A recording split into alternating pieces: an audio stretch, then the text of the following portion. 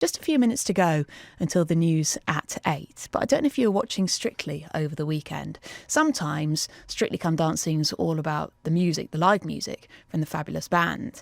But after this Saturday night's show, everyone was talking about the exact opposite.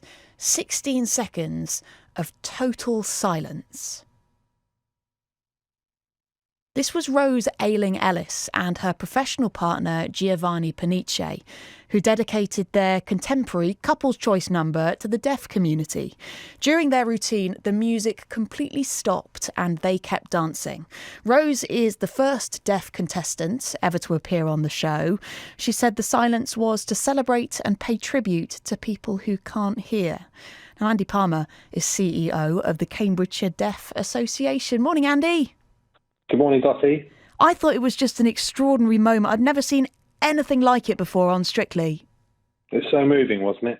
I think everybody was taken completely by surprise by that. And I think in that moment, some people in social media, deaf people on social media, said that they feel like the kind of cause of deaf people had moved more in in the last sort of 2 hours than it had done for the last 20 years in just that moment. And Anton Dubik, who'd been there right from the very start, who's a judge this year, he said it's the greatest thing he's ever seen on the show in its history, which is something, isn't it?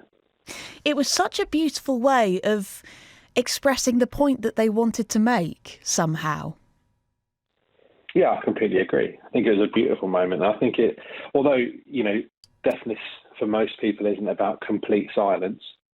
Most deaf people can hear something or use hearing devices, but I think it stood as a kind of a real example of something to hit home to people that there is a deaf community out there, part of British life around about us all day, every day, and they're there to be recognised, really. And I think in that moment it was just beautiful.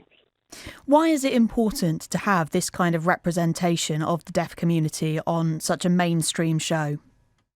I think deaf people probably, in terms of potential and ability, are often overlooked in mainstream media. So I think Rose's achievements on Strictly are showing deaf people in a really positive light, to show that deaf people really can do anything.